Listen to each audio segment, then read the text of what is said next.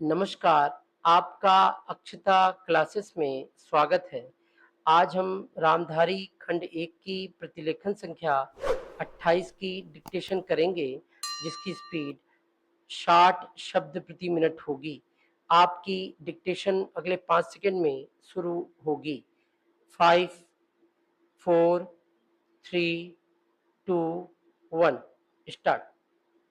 उपाध्यक्ष महोदय, रूस में भारत के जो मानचित्र प्रकाशित हुए हैं, उनमें भारत के कुछ हिस्से को सही तरीके से नहीं दिखाया गया है। इसको सरकार भी मानती है और इस विषय पर कोई मतभेद नहीं है। प्रश्न यह है कि अगर किसी देश ने हमारे देश का गलत मानचित्र प्रकाशित किया है, तो एक सरकार के रूप में भारत सरकार का जो कर्तव्य है, उसने उसको निभाया है या नहीं, और अगर निभाया है तो किस प्रकार से निभाया है।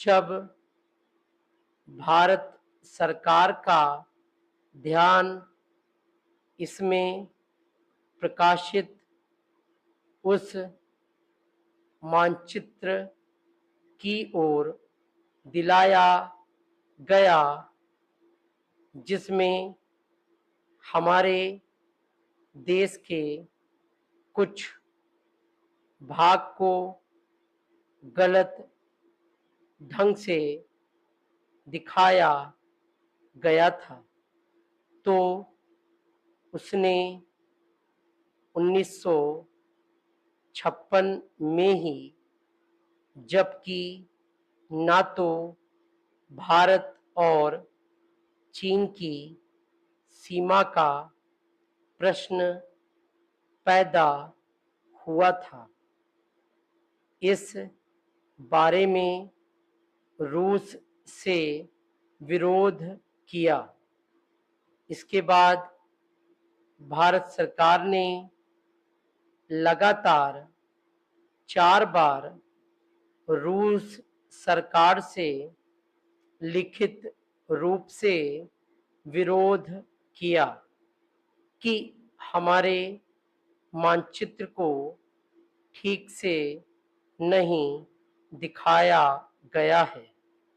जिस मानचित्र को लेकर यह चर्चा हो रही है, जब उसकी ओर भारत का ध्यान गया तो उसने जून, जुलाई और अगस्त में लगातार 3 बार अपने राजदूत के माध्यम से और रूस के जो अधिकारी हमारे देश में आए, उनसे बातचीत करके रूस का ध्यान इस ओर आकर्षित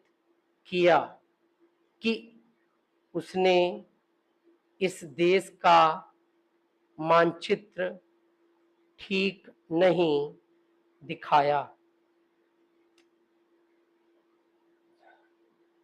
प्रश्न यह है कि जिस मानचित्र के बारे में हम चर्चा कर रहे हैं, उसके बारे में हमें चिंता होनी चाहिए या नहीं। मैं समझता हूँ कि अगर दुनिया का कोई भी देश हमारा मानचित्र सही ढंग से नहीं दिखाता है तो स्वाभाविक रूप से देश को उसके बारे में चिंता करनी चाहिए। हम अपने कर्तव्य से नहीं चूक सकते हैं, लेकिन जहाँ तक इस चर्चा का संबंध है, मैं माननीय सदस्य की प्रशंसा करता अगर वह उन समस्त देशों का जिक्र करते और निंदा करते जिन्होंने हमारे मानचित्र को गलत ढंग से दिखाया है। उदाहरण के लिए पाकिस्तान को शिकायत है उसके मानचित्र को केवल रूस, इराक और मिस्र ने ही नहीं बल्कि अमेरिका ने भी गलत दिखाया है। जिस कश्मीर को हम भारत माता का ताज और मुकुट कहते आए हैं, जिसे हम कहते हैं कि वह इस धरती पर हमारा स्वर्ग है, उस इलाके को बिल्कुल उनकी दया और कृपा पर छोड़ दिया गया है। यह बात उत्साहवर्धक नहीं है। डिक्टेशन कंप्लीट हो गई है। Thank you.